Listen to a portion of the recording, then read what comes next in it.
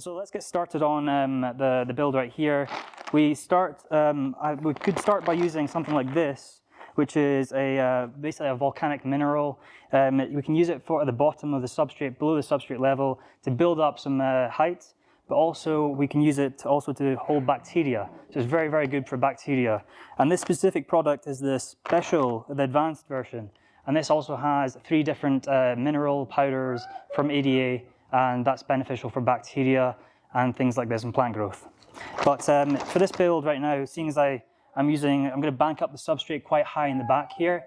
We're going to put the hardscape in first, and then we'll go ahead and put the substrate in last. So right here, we've got a big box of hardscape. What's this wood again called, Hissen? This is leadwood. Leadwood. We don't have this in the UK. I think it's popular in South Africa, huh? This is local, yeah. It's local. It's local. And we've also got some local rocks. You call this epic rock, right? Yeah. So it's called epic rock. Is Hitton has Epic Aquatics. So that's locally known as epic rock. It looks very, very similar to Frodo stone. You know, Ellen Pascala's Frodo stone. Yeah. So Frodo stone comes from Poland, and Adam Pascala obviously is famous in aquascaping. He's done well in big contests, and he's also the distributor for ADA in Poland. Hopefully these fit, huh? Yeah. So I think if you're having stuff coming out the tank, you could have your light mounted on the roof, or even on a light stand that would come out the side of your cabinet, and you would hang over the tank. But for now, I think this is fine. We'll just move the light to one side, and it will be totally fine, yeah. Plus these brackets are quite tall. So let's just come around. We're going to be going for a sort of triangular shaped layout. So I think, which way we were going last time? I think it was this way, right? Yeah. So we're going to go from top left down to the bottom right here, and start by placing some big pieces of wood in. Where's the other one? Hopefully the light's okay though. That's fine. Yeah? The height is perfect. But this was going to be going under, so yeah. We haven't really thought about this, but eventually we'll get there. It's kind of on the fly, huh? So yeah, this was going to kind of go like this. I don't know. Or we could just put this one down maybe. Mm-hmm. And have this one like here, huh? Yep. Yeah. So when you're using your hardscape, you can do a couple things. Because when we're trying to clean the hardscape, sometimes when you try to rub it with a brush or something, this will happen, you know? So there's a few ways you can fix this. You can either use glue, and there's a few methods you can use. You can use like just the glue itself, but you can use like toilet paper, or even cotton. And if you put this and then put the liquid super glue on top of it, it hardens really, really hard. But one thing to be careful with is there's like a smoke that comes off it. Try not to inhale this, it's probably not good for you.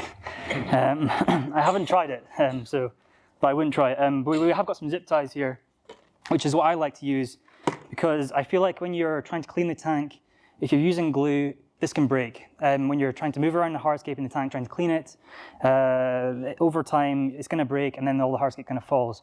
If you use zip ties, this will kind of stay in place when you're trying to clean it. You can basically take the whole hardscape out in one if you have that sort of design. So we'll try and best use these zip ties. Not sure if they're big enough, but we'll get there, I'm sure. Yeah. And then obviously the zip ties will leave like a zip tie mark. So you have to like cover it by plants. You can use moss, Ricardia moss, anything you want, you know. So let's go for this. We'll probably need 2 zip ties, I think. So what you can do is you can kind of lock one like this, and you can kind of join them.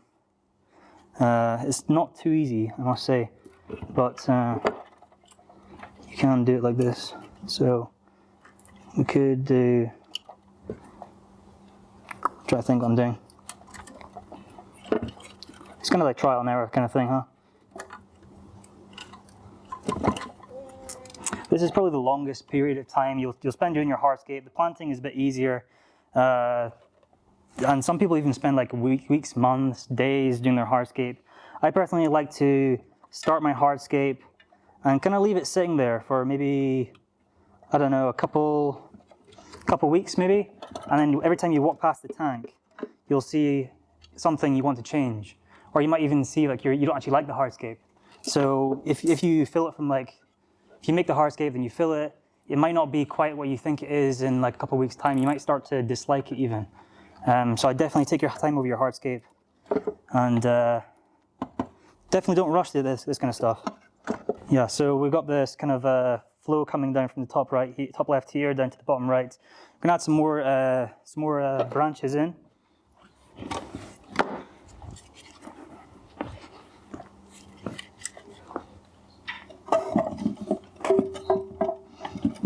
Have to be careful we don't ruin the planting area at the back here, because you've got to remember you still have to have room for plants.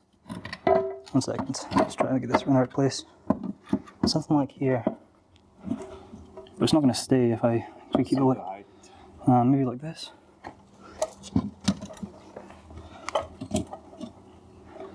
Yeah, but we need to figure out how we're gonna put this on. Maybe.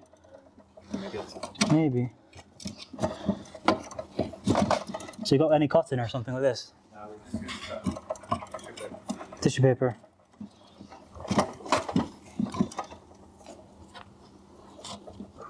Yeah, so I think we have it like, I don't know, like maybe here. So maybe the points are like down there.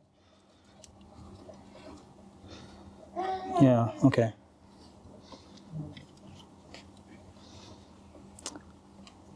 There you go.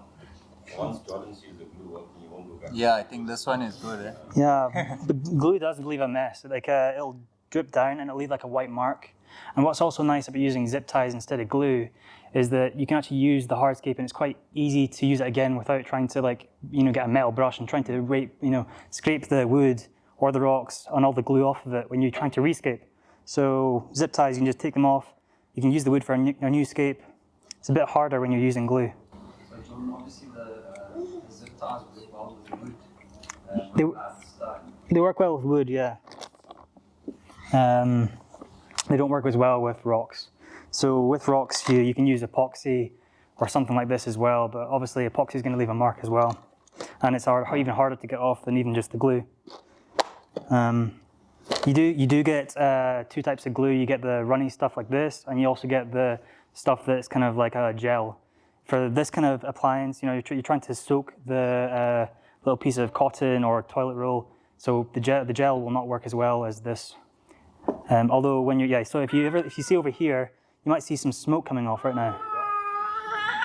It's quite a lot of smoke. So yeah, try not to inhale it when you're doing this. Let's put a bit more on. But yeah, it goes like solid rock. Yeah. That's solid. It's solid, is it? Yeah. We're good. Great. Let's have a look. Yeah, hopefully we get enough room for it. Yeah, there'll be plenty room. What's next? Let's have a look.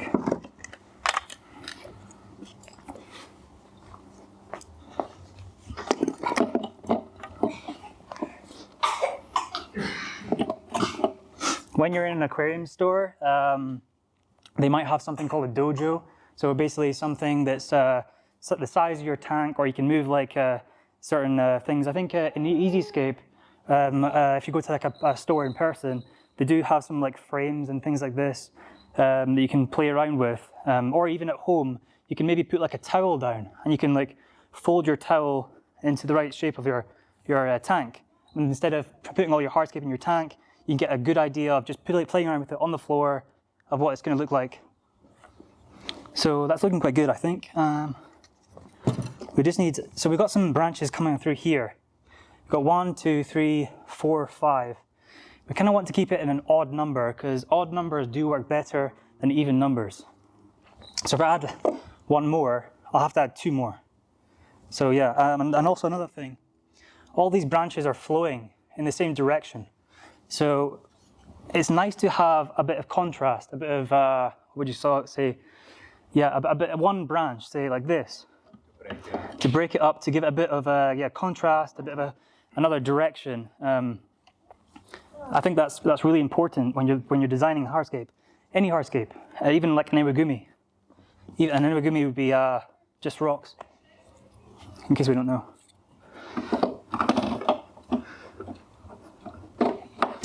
What kind of branches we got down here?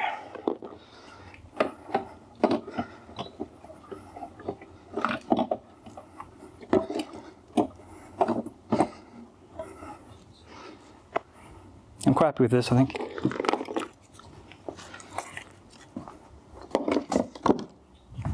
So obviously these will move down the bottom, but not too important as the main hardscape that's here. I need to glue this one in place. Or if there's a zip tie. For zip ties, you can also drill holes, and then you can use the zip tie that way. Obviously, we don't have a drill here, so super glue is the option we have.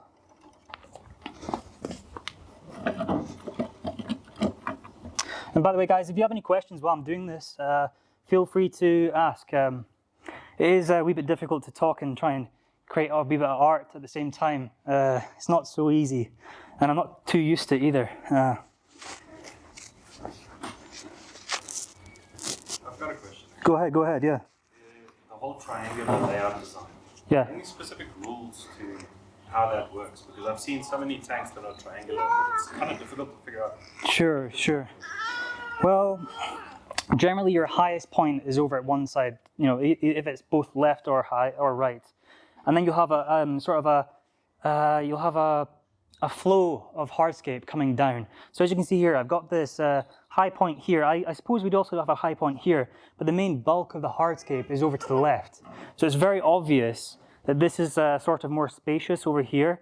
And once we plant as well, if you were to have like a full 60p kind of size, you'd have like maybe stems and they would all flow down. You would trim them nicely and it would all flow down to the bottom here. You'd maybe have little tiny plants down here, longer stems over here, and you get that kind of triangular shape layout. Yeah. Ooh, it's fairly going now, isn't it? It's starting to fire here. So let's just snap those zip ties off, huh? Clean up a bit. These scissors are a wee bit hard to... There we go. There's one down there. Can't really see it though. I'll just leave it. So yeah, next we're going to be adding this power sand here. As I said, it's just like a mineral rock, so it's generally quite cheap compared to a big bag of soil. But as I said, it's good for bacteria growth. You have a lot of oxygen flow in the bottom of the substrate, and it contains all the minerals, the advanced version versus the other version that ADA produce. You don't need a lot of this, just enough just to cover the bottom and to give it a bit of height. Here I might use a bit more because we are trying to get a bit of height. What we're going to do also, thank you. What we're going to do also is plug any gaps with filter wool. I generally wouldn't do this or use anything like this, but the soil is going to fill the front if I don't do so. So it's best to do this while we can.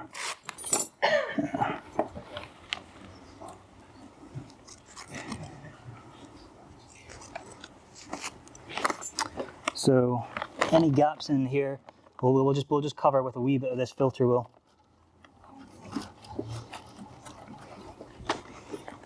And don't worry if it's seen from the front. We can always cover it with like epiphytic plants that we can place on hardscape and don't have to be planted into the substrate.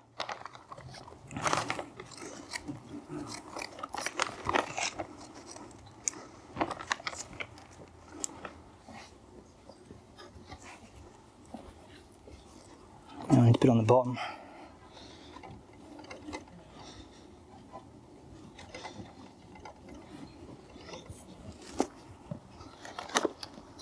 Yeah, guys, if you have any questions, don't be afraid to just put your hand up, ask them. Any questions where we're going through right now? Plata sand, it's seeded with bacteria. It is. So there's 3 things added to this. You have Bacter 100, which is like a powder that ADA use. And there's also Tourmaline BC, which is, I believe, a charcoal powder. And there's also another one we'll call Clear Super, which is also a Bacter charcoal product. All 3 do different things. Obviously, Bacter 100 has 100 different types of bacteria strain. And once it's put into contact with water, it will become active and colonize the substrate. So this is how ADA keeps the long-term tanks going. Yeah. So you can just use the soil, but by using something like this and the additives, you probably have a longer lasting aquarium, and it's probably better practice as well. Yeah, especially for shops as well. If they want to run their aquarium for a year or 2 years, if you're just running an aquarium for four months, not so important. I generally, don't keep my tanks for very long. I sometimes use some lava rock at the bottom, like big chunks of lava rock. It does have a similar purpose to this. Obviously, this is way better. Yeah. So yeah, you can pull it from the bag, but if you have a small jug, it's a lot more help. It's a lot better. Basically. I'll come around and I'll show you what it looks like as well. I'm gonna make a mess here.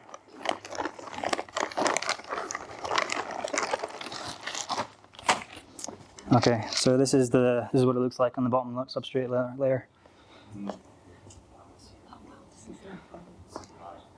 Yeah. Gotta snip it. Yeah.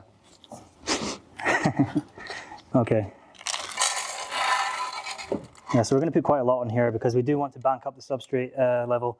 We're going to be putting some stem plants at the back, and they will grow immersed. We can also use things like marginal pond plants. So if you've ever seen like water celery, like rush from you would just typically find in your garden pond, you can use things like this in aquariums. But you should pay careful attention to what the minimum or the maximum water level is above the crown of the plant. Very, very important. Aquarium plants, obviously, they can grow both fully underwater and above, so we don't have that issue.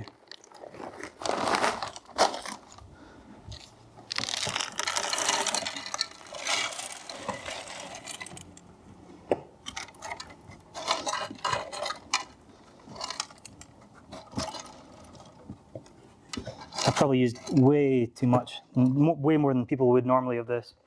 But as I said, I think we're going to bring the substrate level up to about halfway up the tank at the back.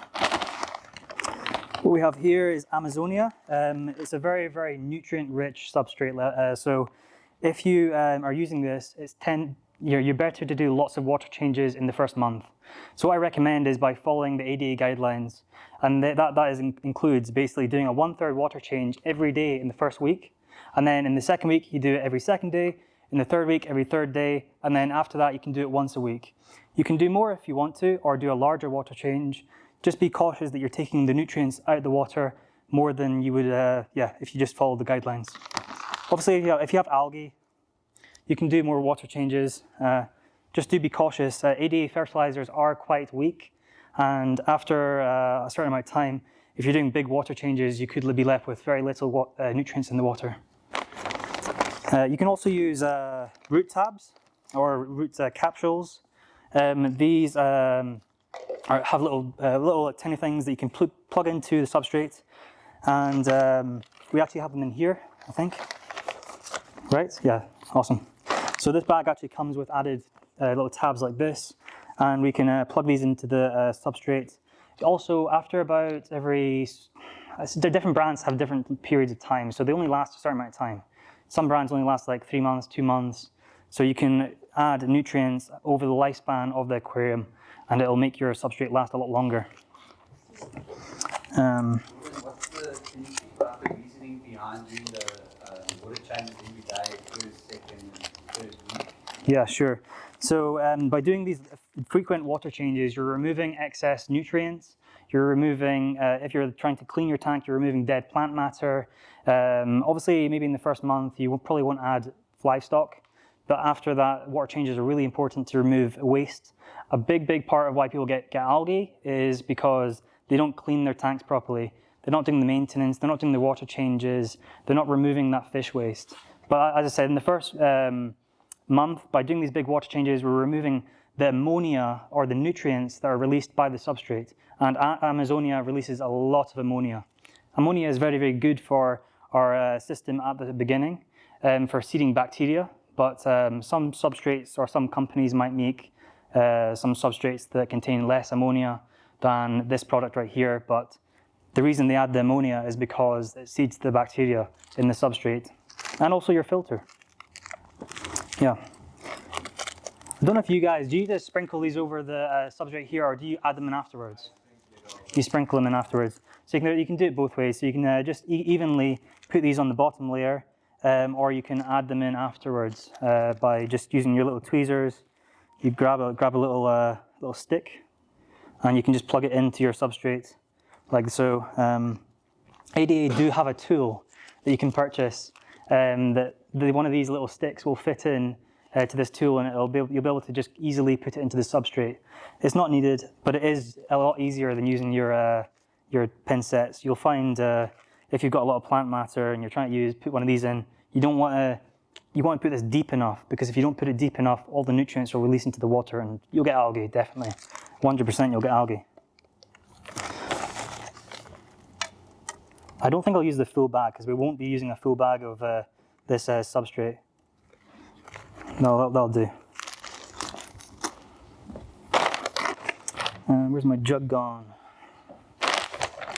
Anyone? So, sorry, just normally at this point, before you add the substrate, Yes. not when the Baxter 100 and Yes. your super and That's correct, yes. So you can add the minerals, the powders, the 3 powders, but of course they are already added to the advanced bag. If you get this advanced Power Sand here, it's already added in. If you get the normal, it's just called Power Sand, it won't be added in, so you'll have to buy the... You can add extra, and it's totally great to add extra. It can only help. You can't overdose the powders, so by adding extra, you're only helping your system. The more you have, the better. The more you have, the better. I don't know if you guys watched the Dave Yeah, Charles good job. workshop, Green Aqua workshop, Dave Charles. Oh. He explains it quite nicely. All these bottles, the Bacter Dominant and Super, they're like the alphas. So the more alphas you put in the system, the cleaner it is. Yeah. Yeah, the more bacteria you add from the start. You can also buy liquid bacteria as well. A lot of companies provide liquid products that are quite... Say again, sorry? those little vials. You can. That's from Protobio, I think. Biovials also, it's like Yeah. bacteria. Yeah, so you can buy those. They have stuff for your substrates.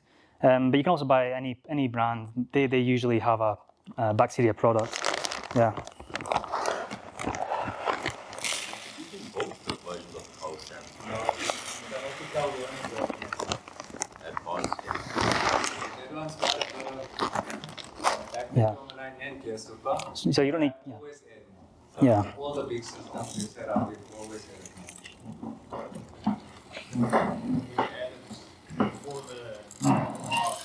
So Bacter 100 I put directly on the glass. Sorry, Dominant BC I put directly on the glass. Then the Power Right. Sand. Then on top of the Power Sand I put the Clear Super and Bacter 100. Everybody does it a bit different, don't they? Even ADA do it, yeah. A bit different. As long as it's under the Amazon. So between the Power Sand and the Amazon. Yeah, just plugging these holes. We don't want the substrate to go into the front. I think we're just going to keep the front part here just sand. So best to avoid this kind of stuff flowing into here. And a good little tip: if you do have the substrate falling into the front, you can actually use a magnet, because the substrate contains iron. And if you use a tiny little magnet, you can pick up the individual granules of soil. Just in case you need to do that. I've never done it myself, but I have seen other people do it. How much do you plan your tanks in advance? Plan my tanks in advance. It depends. Sometimes I'll go to a store, I'll see a piece of wood or a hardscape that I like, and I'll take that home and I'll have an instant thing in my head that I want to do.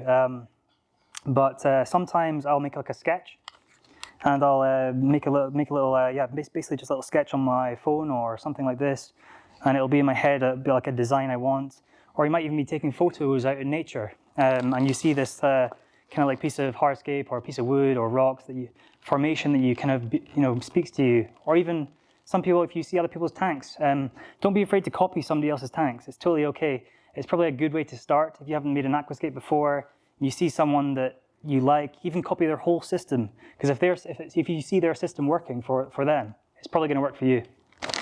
Yeah.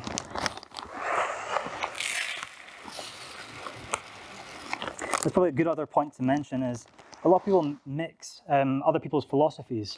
So somebody will use the ADA system, and they won't use they'll use the ADA fertilizers, and they won't use the ADA substrate, and that's a bit of an issue. You can, but it works a lot better if you're using the full system. Yeah.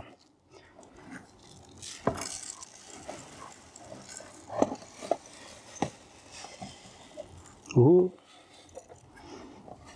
And there's also lots of different tools you can buy. Not needed, you can always just use your hand or a piece of cardboard or a credit card for this sort of thing. But you can get tools like this that help you flatten the substrates and trim plants. You can also use nice scissors from ADA or other brands, but you can simply just use your own tools from your kitchen if you want to. Yeah. There's ways to keep the hobby a bit more on the cheaper side, but you definitely get what you pay for, especially with ADA.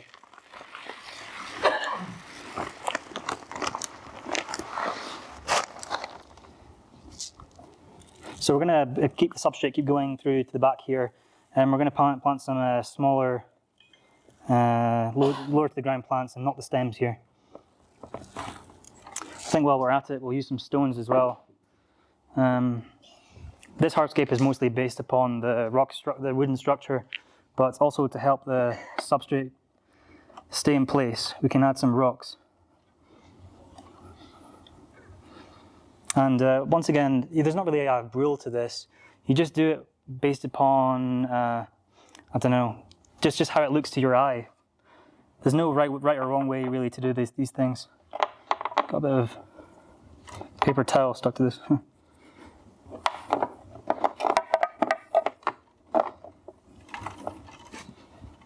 Maybe that would be better in there.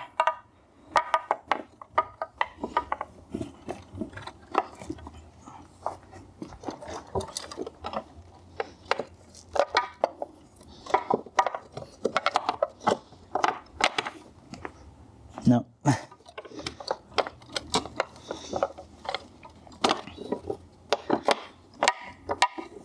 Scratching the glass, huh? It's limited edition. Limited edition, is it? Yes. Why do you work with the light on there? Surely you could take it off. You could, but if I did this, it would be quite dark for myself. So the reason why we always work with the light on is to see the shadows in the tank. So yeah, Shadows are very important when it comes to aquascaping. So without the light, you're not going to see where your shadows are casting. Also, without the light, if the light is not on you, you're going to do a crazy hardscape coming out. And then when you finish, try to put your light on, it's not going to fit. So that's why we always have the light on, just to see the colors and the shadows. Yeah, that was definitely the issue at the first when we're trying to put this big piece of wood in. If we had it sticking out here, it'd be pretty awkward to put the light in the right place. But we're okay now. This one's quite big, huh? And once again, with hardscape like rocks, try and stick to an odd number. It just looks way better. Yeah.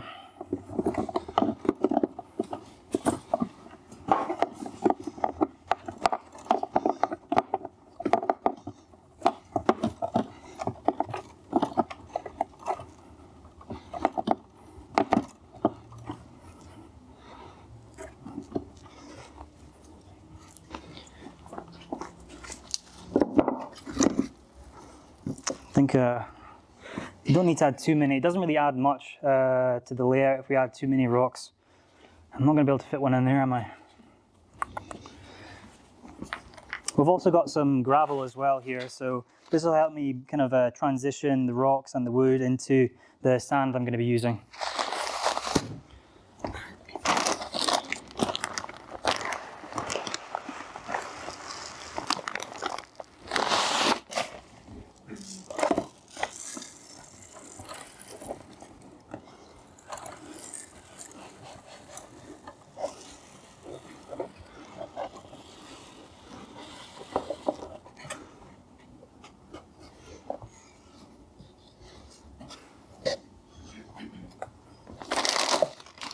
So a wee bit more and it will be good.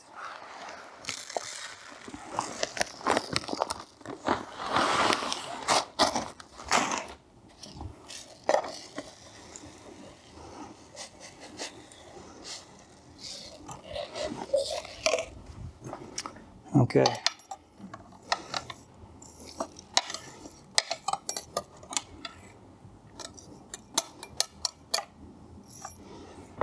See what it looks like from the front.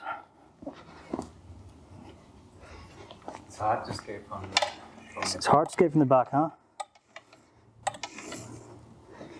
Yeah. Not quite sure about this rock right here.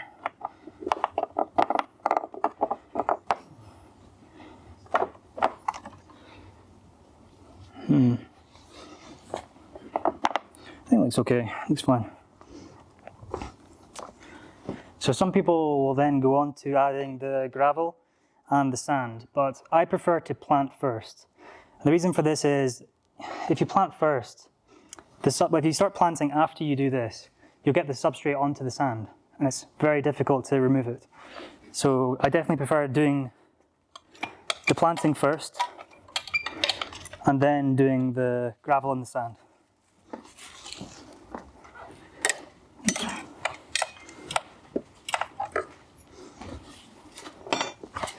Good stuff. And also another something, when people plant, they do like to plant into wet soil. For me, I find that when I'm trying to plant into wet soil, Hitton probably plants into wet soil, don't you? You do, right? Yeah. But you fill it up, yeah? So yeah, when I'm planting, you could do that, but when I'm planting into wet soil, I find that all the little granules stick to my tweezers. So just me personally, I've done both, and I do prefer just to plant into dry soil. Obviously, the plants will dry out, so you got to spray them eventually, but I do prefer to plant into dry soil because I feel like the soil doesn't make a mess. Yeah. For areas like this though, down here where you can see the soil is kind of falling, you might want to spray it just to make it a bit sticky so that the soil doesn't fall when you're trying to plant. But up here, it's fine. It's totally fine. So, let's start with the planting. We've got some... plants you need? We're going to plant some of the stems in the back first, I think. We got Retalindefolia. Retalindefolia. So this one here, very, very, very popular in the hobby, Retalindefolia. It can get a wee bit pinkish or even red sometimes, but you can buy many, many varieties of this plant. If you ever heard like Retalindefolia, the list goes on. It goes on forever, but all of the plants are just basically variations of Retalindefolia. To take these are obviously grown immersed. By immersed, I mean out of water. So they're not grown underwater, which would be submerged. These little pots, you just take the pot off, squeeze it off. You've got some rock wool in here. So you basically just pull the rock wool off quite easily. There's normally some stones at the bottom because when shops get these in, they like them to sink. So yeah, just take those off as well. Try and get as much off as you need, as you can, but it's not so important. There are other options you can buy, such as tissue cultures, and these are grown in a laboratory, so you'll be sure to have no pest snails, no algae. This is generally what I like to use, is the tissue culture plants.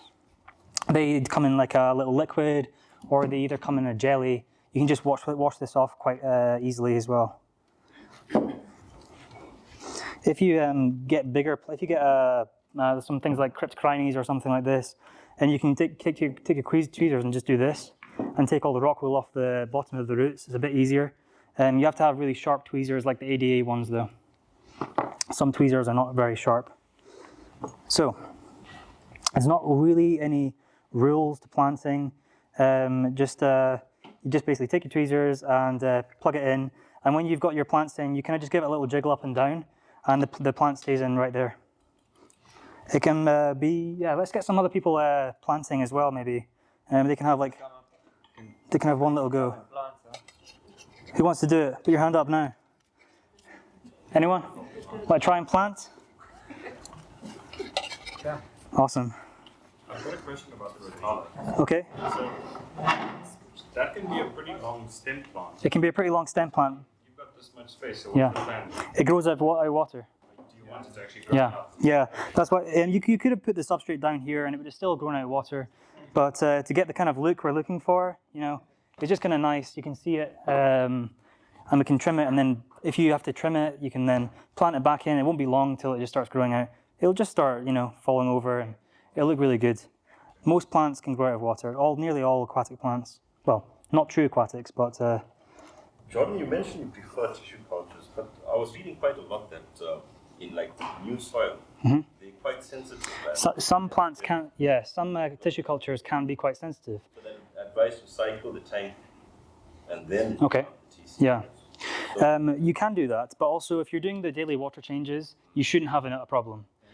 It's fine. As long as you do the... I think if it's like plants, like, you know, like... Go ahead, so yes. Just go right here and just, and then once you put down... Just go right here and put down, and then when you go further, yep, and then just jiggle up and down a bit, up and down, like this, and let go. Yeah, perfect. And you can just give it a little... There we go, perfect. Wait, or do you want to? We're just going to go to about like here. So and yeah, so when you're doing like carpeting plants, these don't matter so much. If we're doing carpeting plants, you can start from one side and then the other. So what I mean by this is you start from the left side, then you plant one at the right side, then you half it, then you half it again, then you half it again, then you half it again. And by doing so, you get a really even distribution of the plants. We can do the same for stem plants, but as we're not really seeing them, it's not as important. But especially carpeting plants, very, very good to do so. Doing well. There might be some rocks, not too, yeah, but it's good. It's really good. Good stuff. Excuse me, I see my tank fresh from a shop.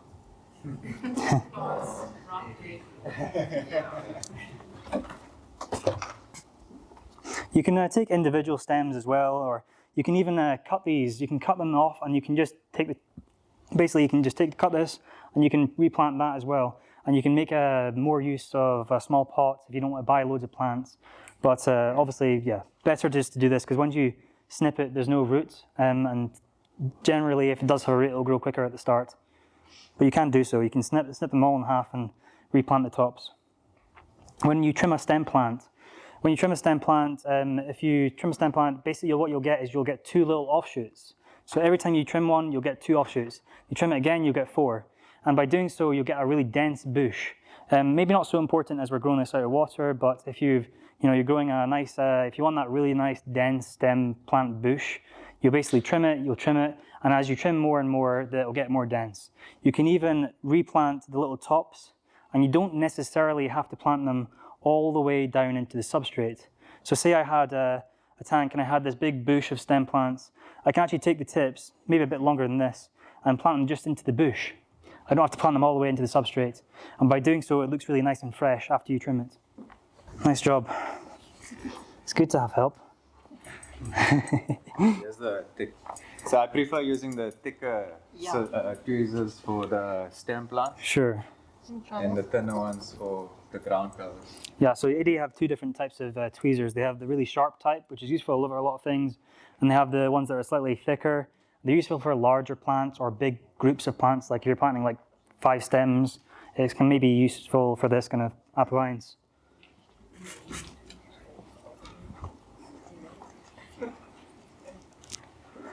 All good.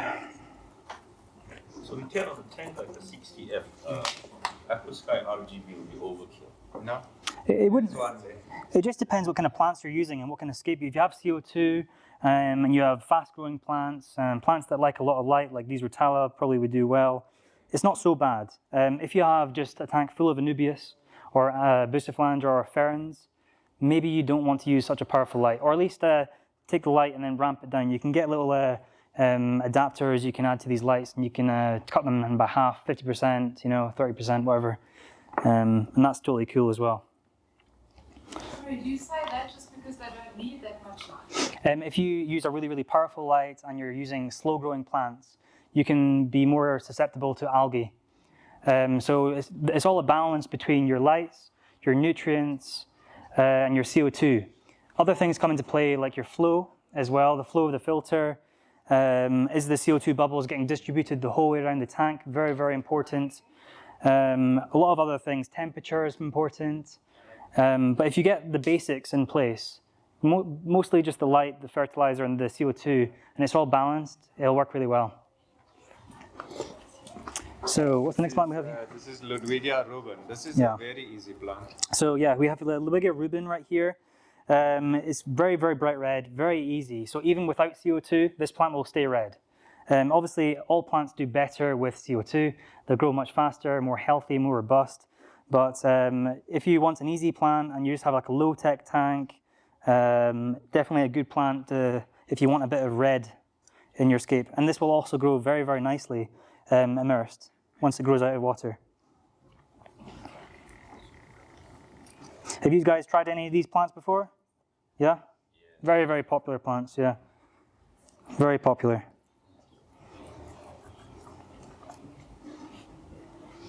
Will they stay red out of water? Yeah, these will, yeah. These are already these are all grown out of water. So Yeah. all our plants are grown out of water.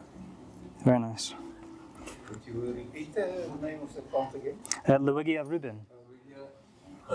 There's other types of Lowigia that also stay red and are also very nice, such as Lowigia super red mini, Palustrius is quite nice. There's a few different varieties you can buy, and all are very, very nice. Do you want some more? More rubin, yeah. Yeah. Pardon, sorry? Would it cause them to lose their colour? Lose their color. Yeah, lack of nutrients, but generally Lowigia rubin will stay very red. For other Retalas, if you're using like Ritala HRA, things that you've seen red in photos, but maybe it's not going red for yourself, stronger light will obviously help massively. If you don't have a strong light, you probably won't get the colors out of some Retalas. But also the nitrate limitation is very important to get the red colors. Now it is said that if you obviously limitate nitrate in a tank, your plants could be less healthy. Some plants maybe not so much, but if you're trying to get a plant really red and you have other plants in the tank and you're limiting nitrate, those plants might suffer. So do take that into consideration. You can probably see a nitrate limitation by like older leaves falling off, maybe becoming a bit yellow. If we were using a fertilizer such as ADA, or any fertilizer in fact, and I use Tura Aquarist, we generally use a fertilizer that doesn't contain nitrogen or phosphorus in the first 2 to 3 months, maybe up to 6 months. It just depends also on your substrate. So a substrate like this, you'll have plenty of nitrogen in the substrate. ADA do change their fertilizer. So they start with 2 bottles, then they'll add another 2 bottles after 2 to 3 months. And these other 2 bottles they add are the iron and the nitrogen bottles. But we try and do a similar thing with any other brands we use. For Tura Aquarist, I use APT 0 for the first few months, then switch over to APT Complete, which has nitrogen and phosphorus. One more pot. Oh, we're out. It's okay. Or even a Crypt Briny. Or they not got Crypt Briny. No. We've got what do you call it? Vietnam. Vietnam, yeah. Vietnam.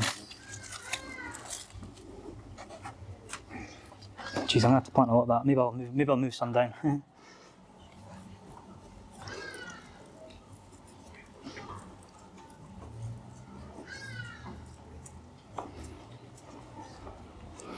And obviously when you're planting, just be careful they don't dry out. There you go. It's good to spray. Thank you. This one we have here is quite a newcomer to the market. It's an Eleocharodon species, and this one's called Eleocharodon Vietnam. It's a grassy type plant. It's a wee bit harder to keep than your general, like your hair grass, I suppose. This will grow a wee bit bigger. The leaves will be a bit thicker, but it's a very nice plant. I've grown it in one of my tanks. I'll show you what I mean by the planting one side to the other side right here, and then halving it. I choose small portions because how many plants do we have? We've got quite a bit. Quite a bit, okay. So yeah, so I'm planting one at the right here, plant one at the left down here. Maybe I should put a bit more substrate in. The Eleocharodon species will grow quite a lot of big root structures. So make sure you have a decent enough amount of substrate. I might be pushing it a bit here. What we'll do is maybe spray it a bit so that it doesn't all slide to the front. So yeah, so we'll plant one at the right, one at the left, plant one in the middle, and then half each time so we get a really even distribution. It looks like 1D grass. It does, but you get quite a bit in one pot. You see, like one pot you can split into quite a few. Yeah. And it's nice. This plant you can also, it does also flowers underwater. Yeah. So it gets like a little stalk or a little white flower. I don't know if Vietnam This one does. actively does it? Yeah. Oh, okay.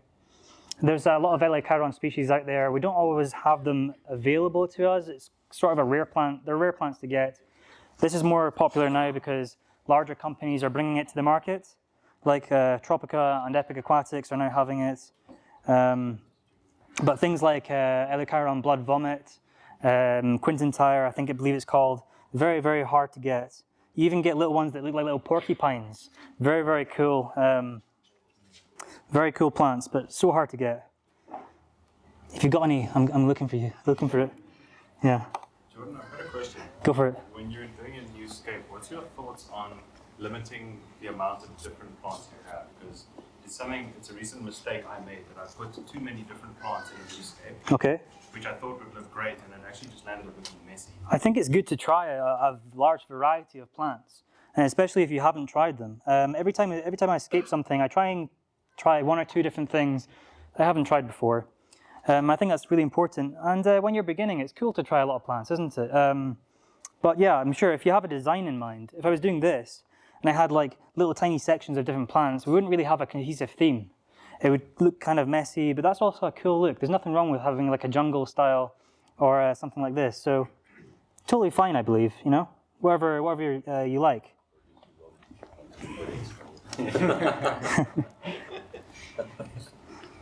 Okay, well, the next question. Go for it.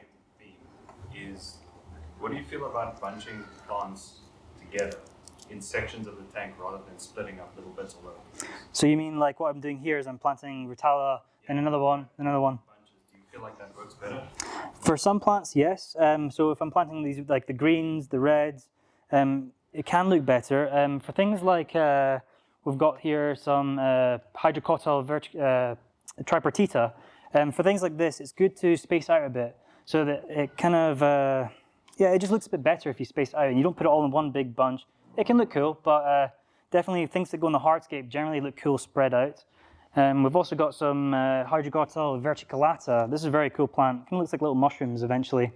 So this is really nice if you just spread it out.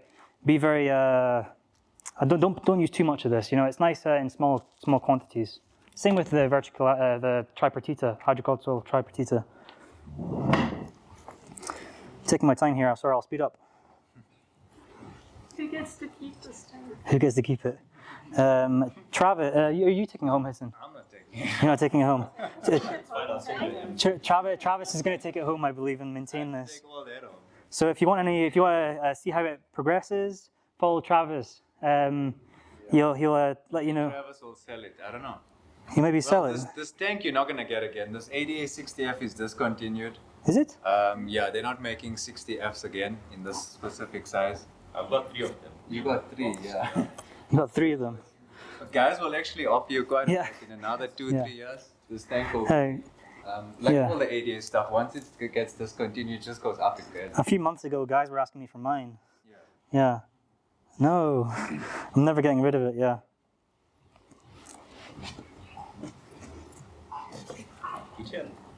You carried that tank of yours to bring it here. So what can it take quite a bit of the hardscape? Again, yeah. So that tank there I carried because it's not filled with water. Number one. But if it was, I didn't use a lot of hardscaping. Okay, so there's not much weight. Yes, but if it's really heavy with a lot of rocks in it, I would slide it onto like a plank. Yeah. You know, then it's stable.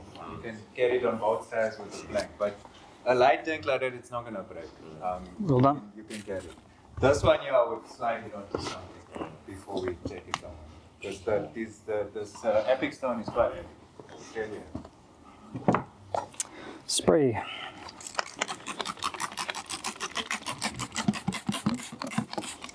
So, all the plants we have now left. So we've got Reticulata, Yeah. we've got Pinata, and then the Monte. So I think. There's some Arcuata. Arcuata. Oh yeah. Forgot to add this one. Let me put that. Let me add this one. We're missing a plant. We forgot one. I knew there was something else. Arcuata. Yeah. I'm gonna put it behind this. There you go. Thank you.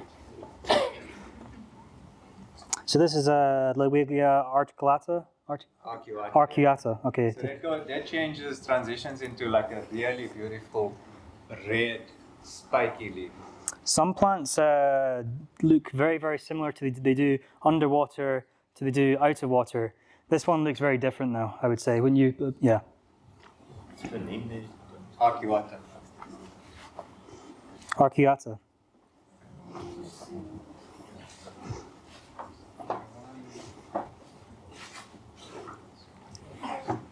So just a very small amount of this one here. Okay, so just give this a good spray.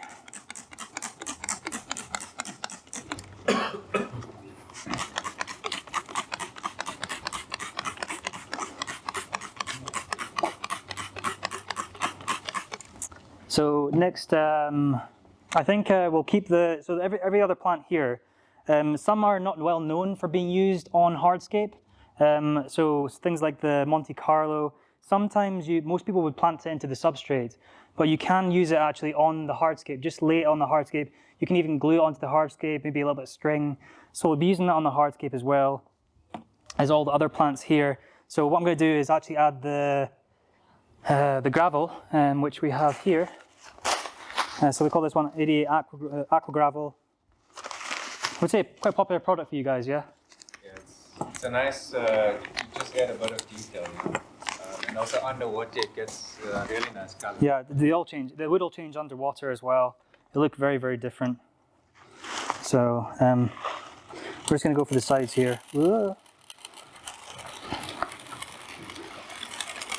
We can use the sand flattener afterwards. Actually, you know what? I think this is probably easier to get into here.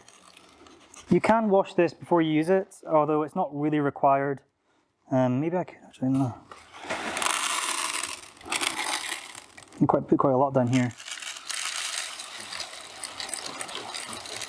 You haven't boiled. This is treated already from our side. So basically it's, yeah, we just soak it for a couple of days and then dry it out again. So like the printing one is outside. So it's not going to bleach much. You won't bleach the biofilament might get, especially on spiders. Spiderwood always gets a lot of bio. Yeah. So yeah, one problem we have with wood is one is tannins. So we get like a very brown water, and this is from the wood leaching tannins, similar to you get in tea. Yeah, you like the tannins. Some people like the tannins. I kind of like the very clear, just so the glass is very clear, all the pipework's very clear. But yeah, it's very, very beneficial as well to some fish to have tannins. So some people like it, some people maybe don't. But we can boil the wood before we use it, or as Aiton said, he has it outside where the weather can hit it. And this really helps. This might look like a lot of gravel right now, but once we add the sand, it's going to kind of half in volume, I would say.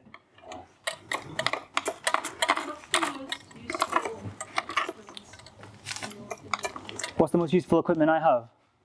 Well, obviously for doing things like this, you do need your pincets. It's very, very important to plant. You can't really use your fingers. But I would say my personal most important piece of my tool would be a little siphon. So when I'm cleaning my tank, I like to maybe like siphon the substrate a wee bit or the sand, and I think it really helps to remove all the waste, all the poop, all the plant matter that's dead. For me, that's my best tool, because without it, my tanks wouldn't be as clean as they are.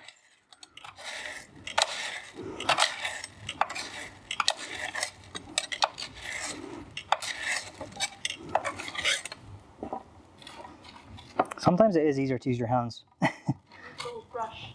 Yeah, you can get that. I do have a little brush actually. I have a. No, it's okay. It's okay. We'll be okay. We'll be okay. But yeah, my tool bag has loads of different weird things in it, like a toothbrush, a little paintbrush. Yeah.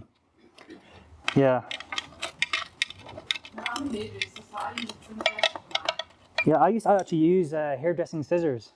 Yeah, so before I got the ADA scissors, which are so worth the money, I really do recommend them. Even though they can be quite expensive, they will last you a lifetime.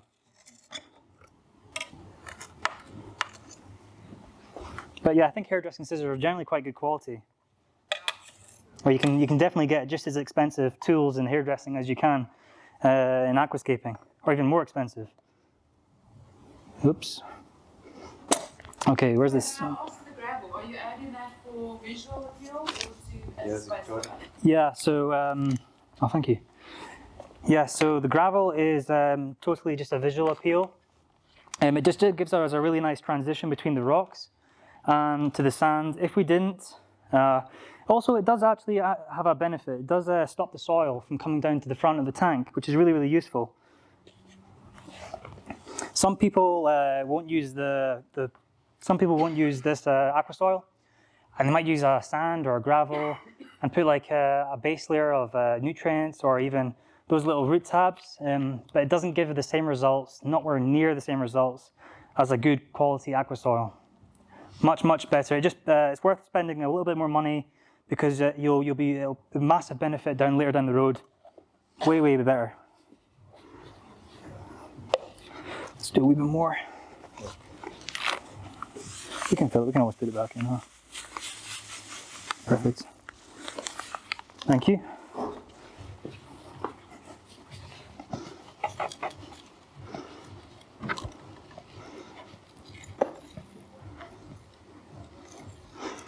One thing I will say about sand, when you see a lot of beginners use sand, or they'll add this sand and they'll add it up to way too high. Really, what we need is just enough to cover the glass. So we don't really need much more than just covering the glass. I can't actually see myself what I'm doing, but yeah, we really don't need a lot of sand. It doesn't look good because when you add a lot of sand, you're using a lot of the space. And it doesn't benefit anything. It's totally just cosmetic. So it's just for the visuals. That's La Plata. Yeah, sorry. This is La Plata Sand. This is probably the most popular sand that ADA produces. We do have a Colorata as well, which is a Colorado, which is a bit more of a orangey tinge, doesn't it? Yeah, more warmer tone.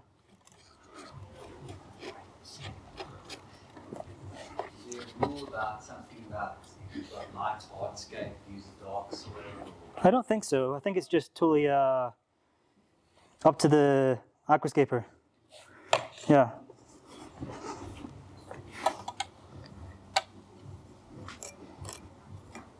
You can always go and add more gravel after you add the sand. Sometimes you can almost cover the gravel, or you can even mix it in a bit like this, which kind of looks kind of cool as well. This will all be moved around after the planting, I'm sure. We'll have to do this again.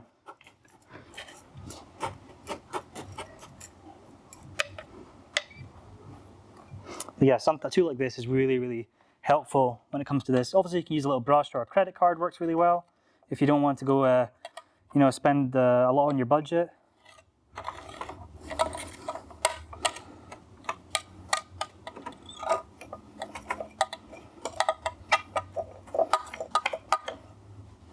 There's a nice scratch in the glass, sorry guys. Surprisingly, my tanks don't actually have a lot of scratches, I do well. So maybe it's just today. Interesting question actually. When you have a quite steep scape, Yeah? you have a middle part or pot, and you put sand in. You can start then within 2 or 3 weeks through the uncycling of the tank. You'll end up at the bottom like this, so you must scrape it every time. The sand, yeah. So if you have like a path going up the middle, or you see these Dioramascapes, some people actually use a wee bit of this liquid super glue, and they put a little bit of over the path, and then they put a little bit of more sand on top, and this stops the sand from all going down to the bottom. Some people do it. You can also use little pieces of plastic, not this, maybe like a card, and maybe place that in places to stop your soil or anything falling down to the front. But yeah, it is a problem. I know what you mean. I totally know what you mean. Shrimps also like to rearrange it. Yeah, especially mano shrimp, yeah. They'll like grab a twig or something and take it to the other side of the tank, or when you're feeding, they'll take the piece of food for itself and run away with it. Yeah. In my tank at home, I've got a lot of Neocardina and the Cardina kind of shrimp, fancy shrimp that look nice. but I've got 2 manos left, and they take the food and they run away with it. Yeah, so it's a proper problem. Also, manos like to jump, don't they? I had a few rocks that had nice holes in them that I filled with from the AEA soil to put some plants in it. And within a week I hadn't planted any plants in it, but the shrimps just knocked it out. Shrimp's not. They just stand there and yeah, exactly. They just stand there and it's gone. Yeah, The new. a manos are, it can be a pain, huh? The ones I planted, they left. The ones I didn't plant, they emptied. Yeah. One thing to be careful with when you're actually building a scape, make sure there's enough room to clean it. Like if I go down here and I have like a twig and I can't get my hand in, you know, to clean the glass, it can be a bit difficult, but we're doing okay, I think, here. I'm not cleaning it anyway, am I?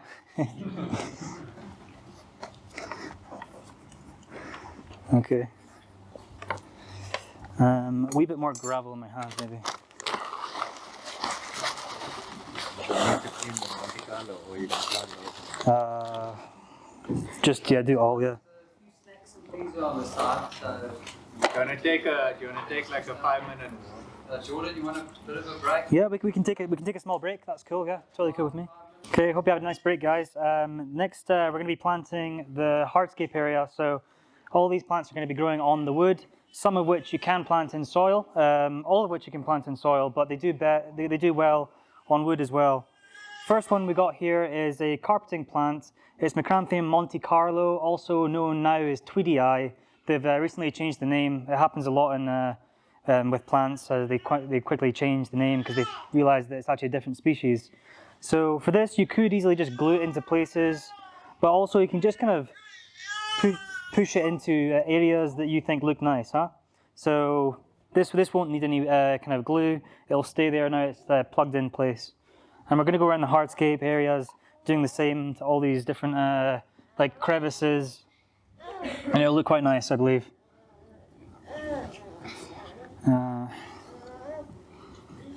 This one also has a tendency to kind of droop down, so you can use that to your advantage. You can place it up here, and it'll kind of like just droop down the hardscape. It'll look quite nice.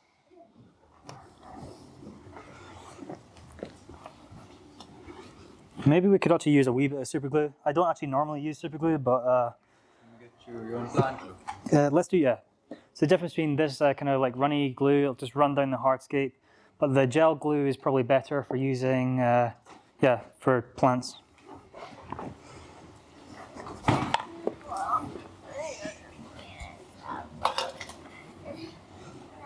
Yes. Perfect, thank you. I know it's typically planted, but it's quite difficult to plant. So It's quite difficult to plant. Sure, yeah. Carpeting plants can be, I mean, but once you get like a little root system, or even if it's just the stems, it's totally fine. Just try and get a little plug and push down really far. You can plant really far into the substrate. It's totally cool. Just far enough so that you won't be floating when you add the water. It can be hard to plant. The more you do it, the better it gets. Especially better with little tiny thin tweezers like this, especially for small delicate carpeting plants. Glue. When you fill up the tank Awesome, thank you. first, you try to do it, it's quite tricky sometimes. Yeah, so when you're filling up, try and go really slowly. Try and aim for an area that the sand isn't going to go everywhere or the soil isn't going to go everywhere. So maybe we would fill like from here or just down the bottom corners.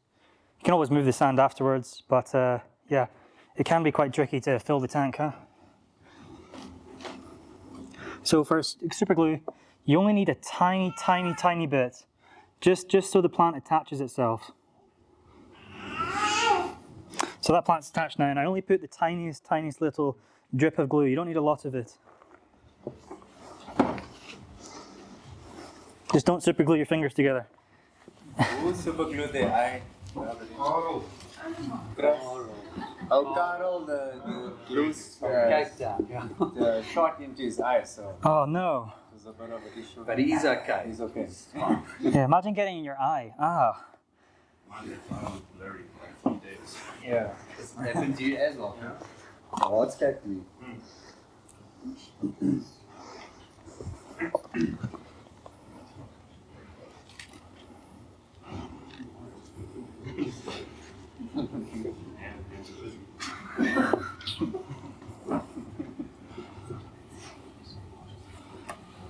Because after this, we're going to have to go home and do butane. Yeah, That's our idea. that's the idea. Hopefully you can.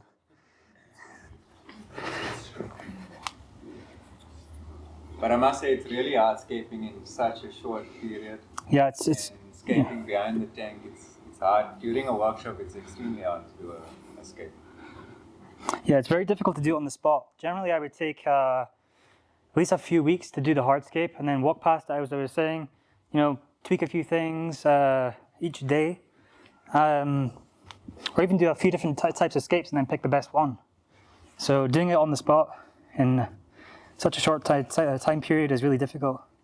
Okay, so the next plant we have here is Hydrocotyle Tripartita. It's quite fast growing, but that is a good thing in some setups. It's very, very good to plant densely, as we've done here.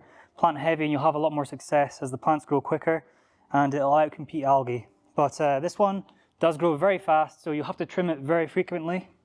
We're just going to take big bunches here and plug it into gaps, and it'll look quite nicely, I believe.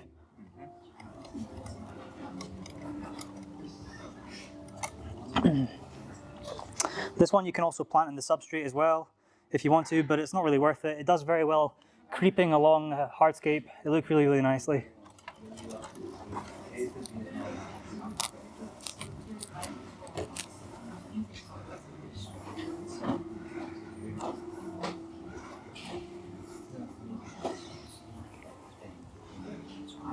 Can I just do something, Joe? Of course, go ahead. So just another trick. I don't know if you guys, this is called Terratech.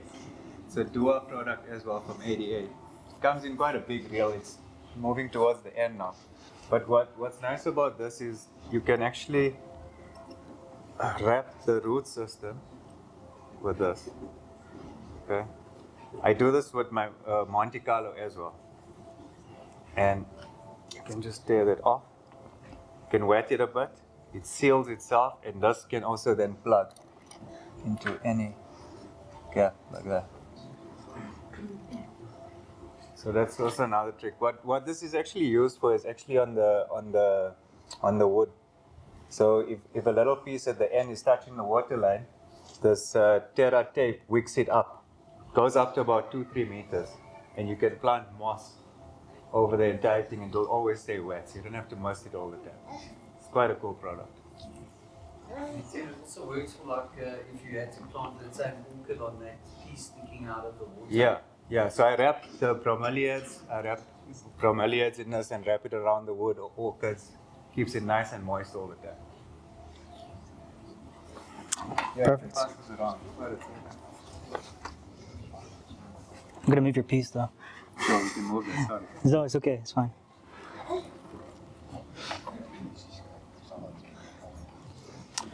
Okay, so the next plant we have here, next plant we have here is Hygrophila pinnatifida, and it grows really, really well on the hardscape. The root system or the stem will go really, really tight against the hardscape, and it will cover the hardscape. Now, one tip to do is to keep trimming it, trim, and as you trim it, it becomes more compact. So the longer leaves, if you just trim them down, you'll find that the leaves become way more compact against the hardscape. The leaves stay smaller, and it looks much nicer than letting it grow big and some long leaves. They both look nice, but We got some of that here. yeah, On of this course. Terra base, it's attaching, the root system is actually quite thick now. It's going down, which you can see after constant trimming, it stays nice and small. But it attaches to wood, rocks. Very nice. And it'll grow immersed or submerged as well. So we could even put some up here, and it would grow nicely against the light here up at the top. But I think we're going to keep most of it under the water. Okay.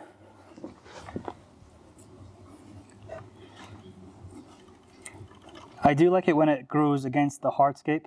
I think it looks really nice. So you can just plant it in places where it can attach, and it will start to creep up the hardscape, attaching itself really, really tightly and hard to the hardscape. You can even trim all the leaves off once it attaches to the hardscape, and the leaves will come back really, really small and compact.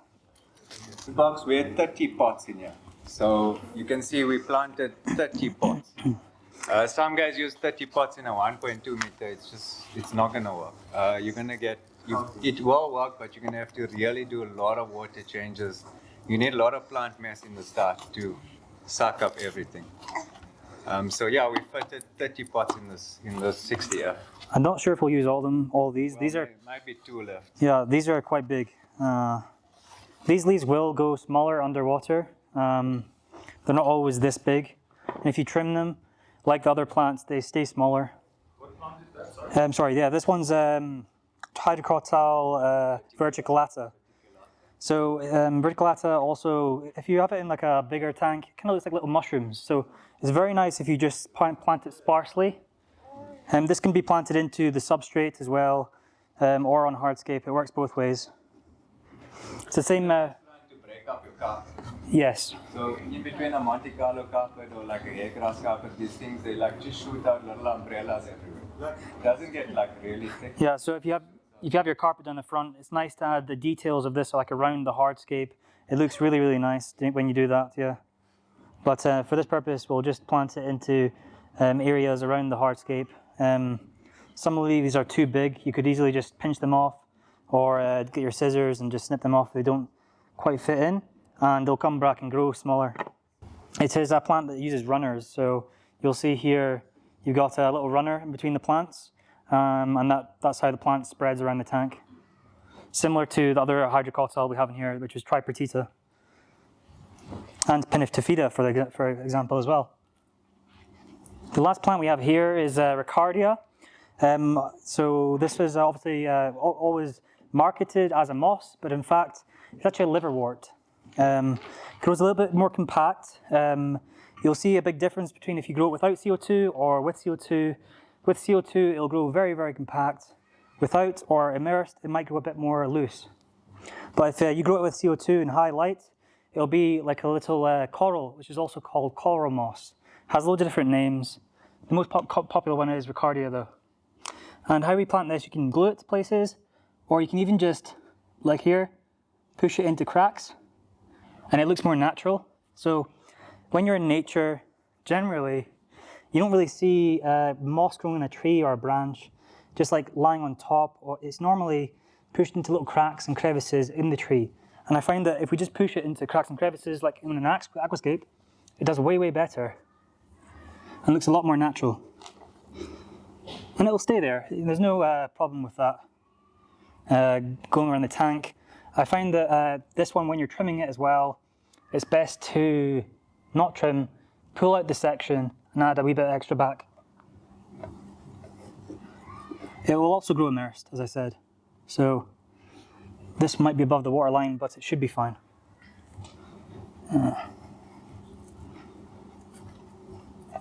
You can even just, as you can see I'm doing here, is grab a tiny little bit and kind of just rub it into the cracks, and it will sort of just attach in little fibers, and it'll grow into big bulbous chunks, I guess.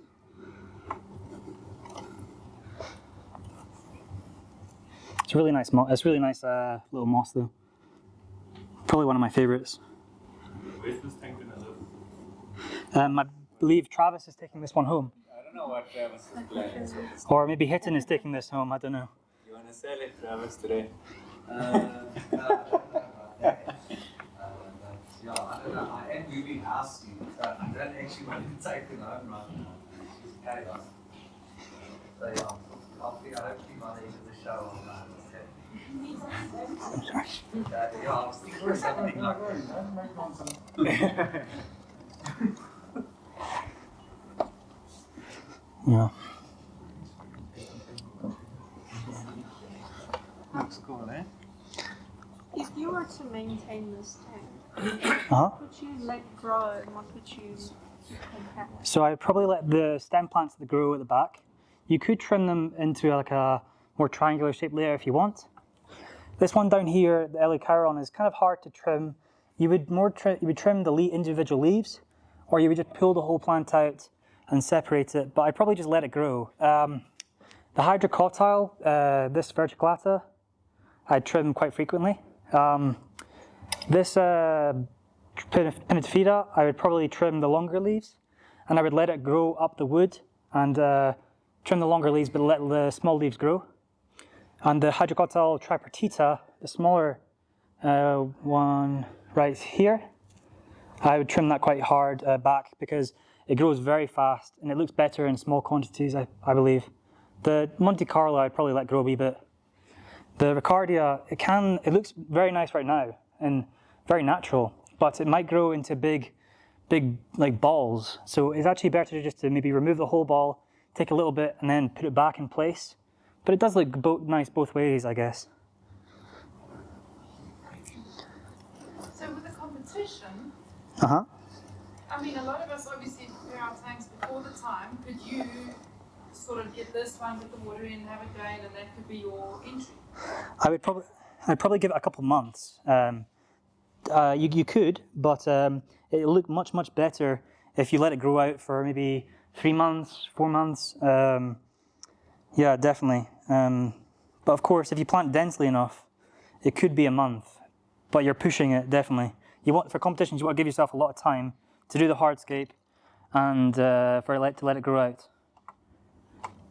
So I hear what Eric is saying. Sometimes I see a tank that's just been planted and I'm like, that's perfect, it should just stay like that. Oh, okay. So if you do enter some kind of competition like IADLC, the judges can tell that it's a young tank. The judges will tell immediately that this thing's been planted like 5 hours ago. They'll know for sure. Yeah. You see when tanks are trimmed and have grown out or have grown out from the first growth. They can also pick up that you just added a rock into the tank like this. They'll pick it up. So you see this zip tie right here? You can use a wee bit of glue and a wee bit of moss or Ricardia and to hide that. So the tiniest little dot on this little zip tie of glue, and just cover it with a wee bit of moss or Ricardia and it hides it quite nicely. And obviously you have to glue your fingers together, that's part of it.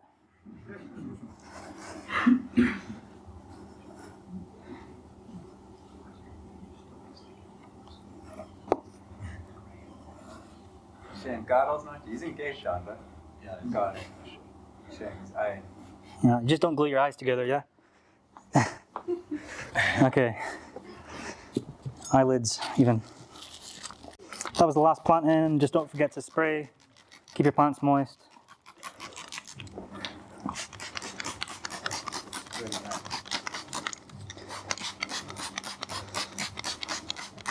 How long have you been in the hobby? Oh yeah, I've only been in the hobby for 3 to 4 years. And that's when I started my Instagram page. And YouTube's fairly new. But Instagram I've been doing for about 3-4 years, and that's when I started aquascaping. Just before that, I had a fish tank, but only for maybe half a year, or maybe a year. But I didn't have anything nice, and I didn't really know what aquascaping was until I looked online. And after that, after I saw like some of the aquascapes, I was kind of hooked, and I tried it myself. And yeah, the rest is history, I guess. And I'm here, doing this, and what I love. So it's great. It's a great experience. Yeah, I'm very, very happy to be here to do this and to show you guys how to do this. So thank you very much, guys. That's the aquascape done. If you have any questions, don't forget to ask. It could be anything, aquascaping related, non-aquascaping related, totally cool. Over the back. Jordan, I think there's still 2 hours left. What are you going to do for us now?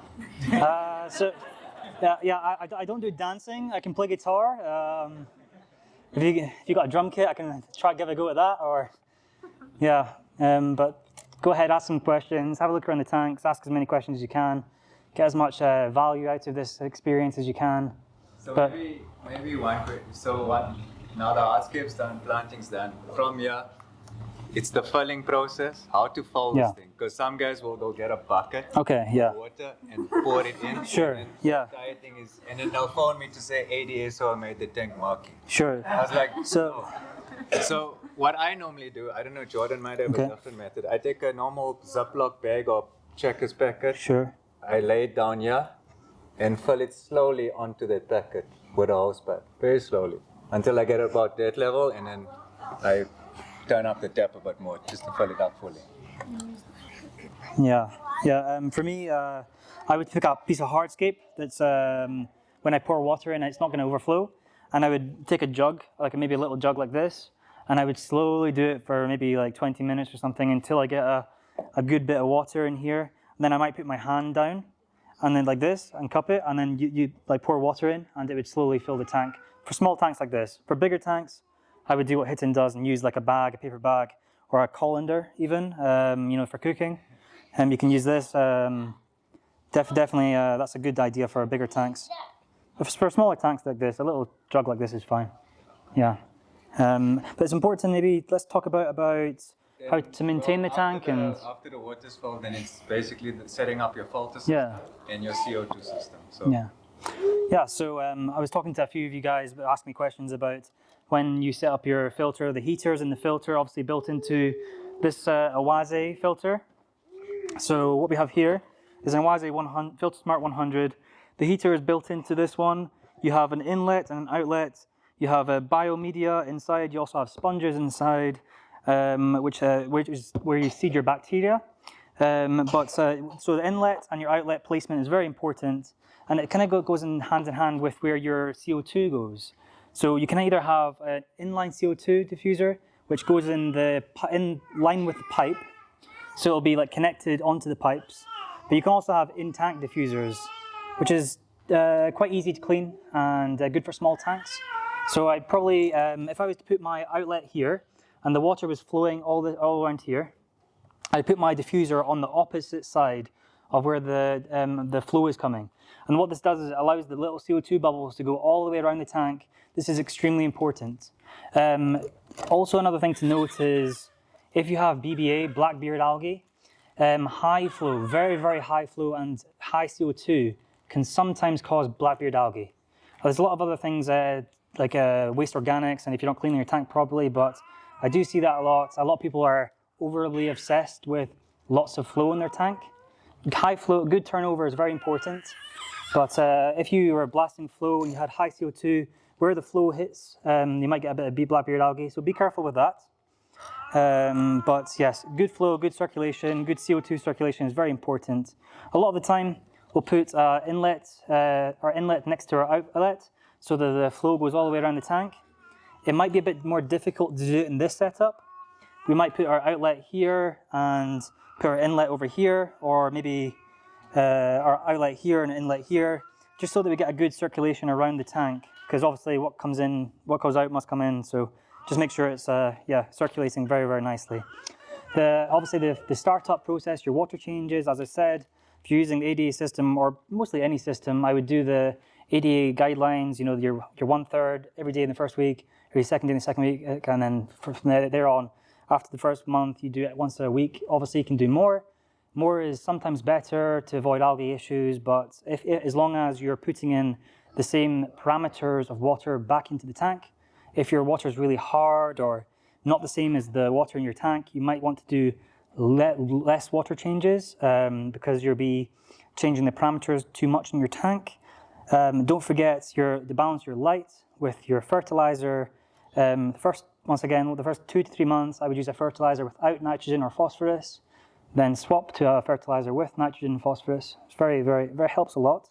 The reason for this is the substrate will have those nutrients in it. It'll be leaching these nutrients in the first few months. So that's important. Obviously your CO2, your temperature, as I was saying to someone else, temperature, it's good to keep your temperature on the lower side if you can, but anywhere between 20 to 28, although I probably wouldn't go that high, is okay. I have my tanks at 23 degrees. I'm not sure if I've cleared everything up. You think anything else, Hitton? You all good?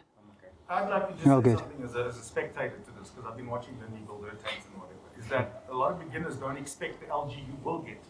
It's going to happen. Of course. It explodes, it does all of that. Yeah. Freak out, don't quit. Let's talk a bit about that. Yeah, of course. So diatomaceous algae is what we usually experience after a couple of weeks. Generally, the first weeks are okay, first few weeks, but after maybe 2 weeks, 3 weeks, you'll start to get diatomaceous algae. This is a brown algae. Don't be afraid, it does go away with time. As your bacteria and your filter and your substrate colonizes, it will go away by itself. Good maintenance will help. Algae eating fish and shrimp, such as a mano shrimp, even Cliton corona snails, autosynclist, and there's loads of other ones you can get. Really do make a difference, but that will go away. Other types of algae you might experience is there's maybe 3 other types or 3 other groups you might experience. So you have Filamentous algae. It's a green algae. It grows in filaments, so it's like hair algae, short strands or long strands. There's another one called red algae. You'll experience something called staghorn algae or blackbeard algae, as I was talking about earlier. There's also another one called floating algae. So you get like green water. Sometimes there's different causes of these different types of algae and different solutions, but a lot of the time it's through maintenance. You're not fertilizing properly. Your light's too strong, your CO2 is not going right, your flow is too strong or too weak. There's lots of balancing to be done. There's not one solution that will fix all. Each tank is different, so do take into consideration. If you do have any problems, any algae problems, it's important to maybe make a list of what could be wrong. So your light might be too strong, you might be adding not enough nutrients, you might not be adding enough CO2. Make a list, tick off what you think might be wrong, and then change one thing, wait 2 weeks, see if it gets better, and if it does, great. If it doesn't, try another thing, but only change maybe one thing, maybe 2 things at a time, and give it some time to fix itself, because tanks do change, do need time to improve. Yeah. Any more questions? I just want to mention something. A lot of times you're going to see, you have an idea for scaping. My idea is, put first your pumps and put water and put a heavy CO2 in that you can see what is the circulation from your tank, and then start with your scape. Okay. Because you can scape there, and on the end of the day you can't get your circulation right. Sure. Okay, yeah. I guess with a scape like this it's a bit different because we have a high, once the plants grow in, there's not going to be much circulation here. So we have to have an idea of where we're going to place the inlet and outlet and the CO2 to get the best scenario here. It's not ideal this because we can't really get much circulation in the back here, but for most tanks you won't have much of an issue. But yeah, just try and do the best you can for each solution, each scenario. Each tank is different, as I said, so just do the best you can. Yeah. Got a question about lighting period. Oh, okay. So I've read online so many times people saying anywhere from 8 to 12. Okay. Yes. I've seen on my own tank, for example, Yeah. the sweet spot at like 6. Okay. What do you say? So yeah, lighting periods are quite important. Of course, some people do use 12 hours, 10 hours. I would advise starting at anywhere between maybe 6 or 7 hours, and then after a wee bit, maybe ramping up to 8 hours. I probably wouldn't go anywhere past 8 hours unless you have really weak lighting, or if you have a tank like a really dense, you're like farming plants basically. You might want to do 10 hours or 12 hours, but I probably still wouldn't. So let's talk a bit about that. Of course, lighting anywhere between 6 to 8 hours. Start at 6, maybe ramp up to 8. You can start at 8 or 7, totally fine. But if you have algae, bring it down to 6 hours. Don't go any lower than 6 hours. Really, probably best not to. You can reduce the intensity of the light, moving it away from the tank, or with an external timer, or if you've got something on your phone or whatever your light you buy, you can do that also. The CO2 coloration, CO2 and the lighting come hand in hand. So CO2 should go on 2 hours before your light. And what this does is it allows the CO2 level to get up to a good level before your lights turn on. And when your lights turn on, your plants will be able to use the CO2. I switch my lights off, my CO2 off 1 hour before my light switches off. Everyone does something a wee bit different. Every tank is a wee bit different. Some people switch their CO2 on 1 hour before the lights, 3 hours before their lights. But a good baseline is CO2 on 2 hours before your lights, 6 hour lighting period, switch your CO2 off 1 hour before your lights. That's what I do, and it works for me. You can always ask me on Instagram afterwards if you forget, yeah. And yeah, once again, if you have any problems, my name is Jordan Stiddett. You can find me on Instagram. I'm quite good at answering messages. Just ask me anything. I'll be able to help you out. Totally fine, yeah. But better to get it in person, yeah? Yeah. Any more questions? A different startup method, dry start method. Yeah, let's talk about this, yeah. There's a couple different starting methods you can do. So one would be obviously filling the tank from day one, like ADA do, and just doing your daily water changes in the first week, blah, blah, blah. Very, very good, proven method. There's another one you can do, it's called the dry start method. And it is in the name, you plant your tank, you spray it, and you cover it with a film. Some plants do better with this method, and I do prefer not to do it in most scenarios. If you're using moss, it does very well in dry start. Some carpeting plants do very, very well in dry start. You can sprinkle the carpeting plant on top and just let it grow, and you can use very, very small amounts of plants. Good for if you're on a budget. But the problem is the plant will, a lot of the time you might buy like tissue culture, and when you sprinkle it on it or you plant it all, it then transitions to being immersed. You fill the tank, it then transitions to being submerged, and a lot of the time the plant will then grow really thick by the time you fill the tank. The bottom layer will die, you trim once, the plant will be dead underneath. Not the best solution for a lot of plants. I feel like a lot of people maybe use UG, this Utricularia graminefolia carpet here. They'll plant it, they'll let it carpet, they'll then fill it, they'll trim it, and then it'll all be dead underneath because the carpet's grown really thick and it's grown immersed. And then after you trim it, it'll be all dead underneath because it's changing from immersed to submerged. A lot of people like this method. It works for some people. If it works for you, that's good, really good. There's one more method.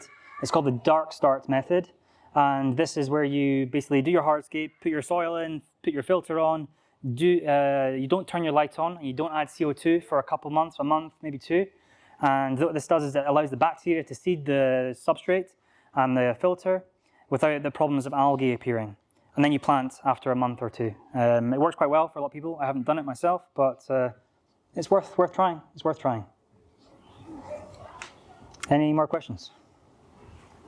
Oh, good. We've got 2 hours, guys. Come on. Any question? Doesn't have to be aquascaping related. Could be. The plant choice that you did today. Yes. Could you run this as a low-tech scape? You could. Let me think. Yes, you could run this as a low-tech scape. The Eliocaron Vietnam, I'm not too sure. I don't know. It's a very, very new plant, and I've only grown it in really high setup, lots of light and lots of CO2 and lots of fertilizer. So I'm not sure how well it does. Low-tech. It does well in low-tech. Well, not as good. Any plant won't do Yeah. as well in low-tech. This plant grows, yeah. It grows really, really dense and really compact in high-tech, and it might not get as dense and compact. Same with every other plant. It won't grow as nicely, but yes, this could totally be done. All these stem plants are very easy. So yes, you could run it without CO2. But with that, if you're not running CO2, you shouldn't use a really strong light. Use a lower light, yes. Use a? A less strong light. Don't use a really strong light. If you use a really strong light and you're adding CO2 and lots of fertilizer, yeah, you shouldn't. So if you're not adding CO2, use a little bit less fertilizer. Use a light that's not as strong, or turn down the intensity or move it away from the tank, and you'll be okay.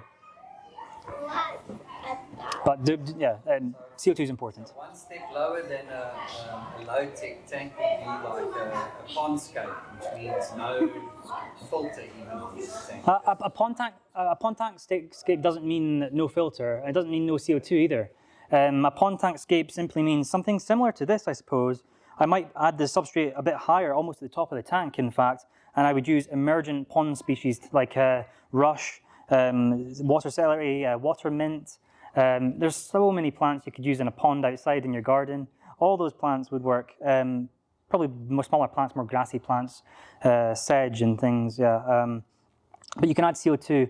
CO2 is not as important in a pond style tank because most of the growth is immersed, and in the air we have CO2. So not as important. But a filter, sure, it's just as important. Some people do not use a filter in smaller pond style tanks.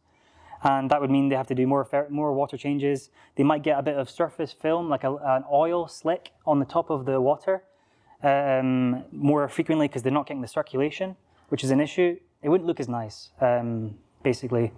But you could do it. You could do it. Yeah. Just want to figure out what I'm going to do when I get out. So. Use a filter. Yeah. So this filter is quite small. It's good for a tank like this. What you can do is, let's open it, yeah. You can use this, or maybe use some scissors, even better.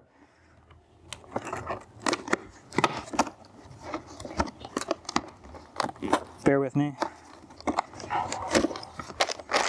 So this is biomedia. You can use this. You can buy another product, but this works okay.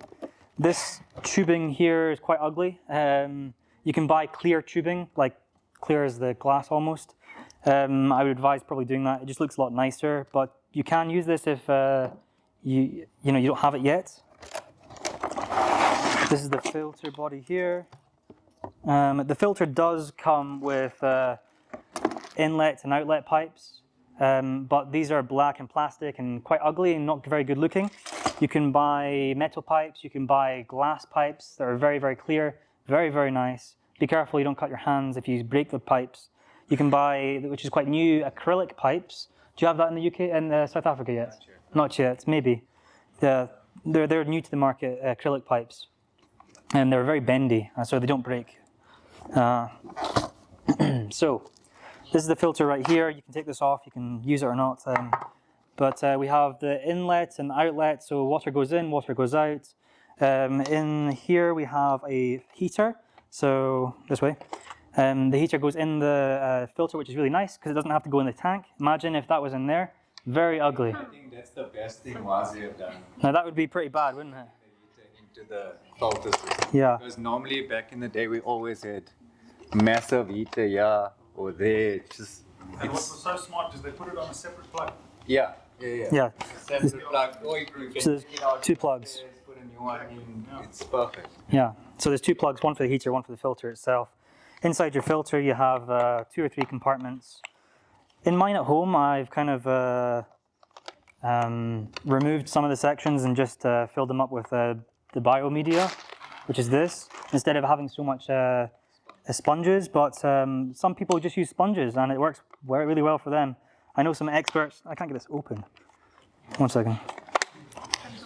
Stuck. Pandora's got stuck, yeah. See, I have one of these at home, and I have 2 of these at home. And I can't even get it open. There we go.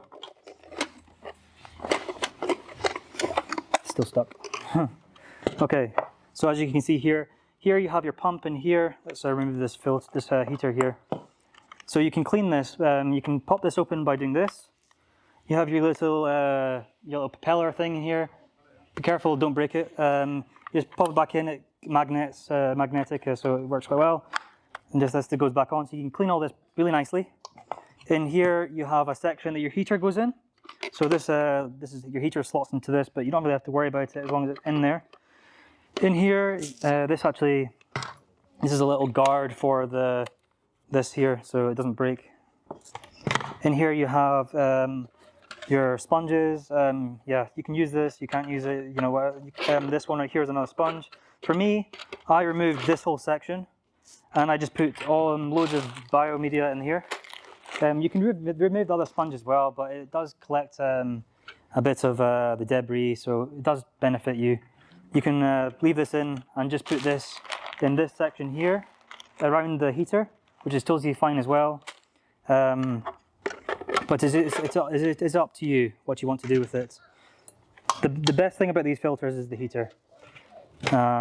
Yes. I think they perform quite well. I mean, they're good little filters. I mean, this Wazi 100 is actually recommended for a 100-liter tank. Yeah. This is a 30-liter tank. Sure. So they're quite powerful, they're quite good. Yeah, just gonna get it. One thing to remember, don't take it off your tank and have the pipes in the water and then just open the thing, because water will just siphon out of your tank onto your floor. So be careful that when you do this and it locks it, you can then remove this. Actually, this thing is a bit fiddly, but it does come off. And you can then open it. Maybe pour a little bit of water out and then clean it that way. Anything else to talk about this? If you do have a filter from another brand and you don't want to put a heater in your tank, you can get a heater that goes in line with your filter tubing. So what you do is you put this on there, you cut, and then you'd have a heater in between the filter tubing on the inflow. No, yes, outflow. So the flow that goes back into your tank. Because if you put it on the inflow, then it might get a bit dirty. That's the filter. Any other things? You can also get inline diffusers for CO2 instead of having it in the tank as well. Similar to your inline heaters as well. Think we missed anything? We're all good with that? Yeah. How are you finding SA? How are we finding SA? It's been great in here, yeah. Been to a few stores, been to a safari, Pilansberg. That was amazing. We watched the sunrise and sunset. Travis was kind enough to take us there, so thank you, Travis. It was an experience of a lifetime, I would say. Got some good photos. Yeah, it was so good, so good. We saw loads of wildlife, and I won't forget it, I guess. Yeah.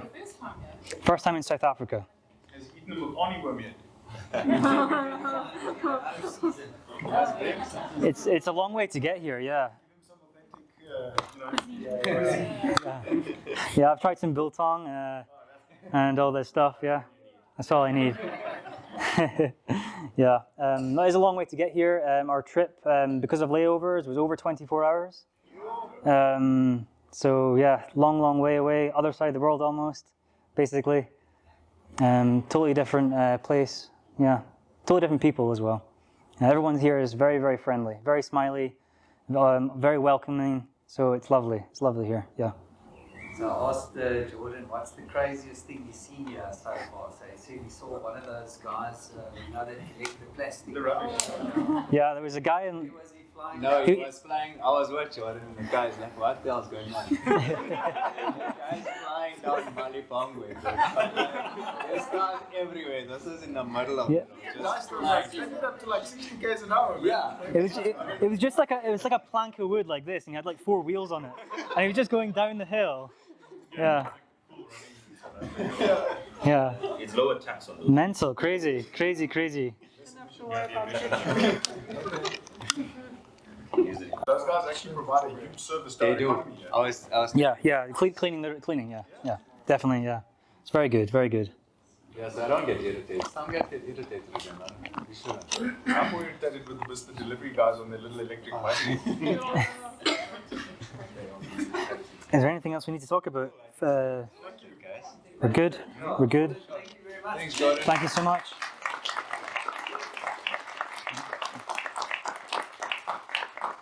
It was my pleasure.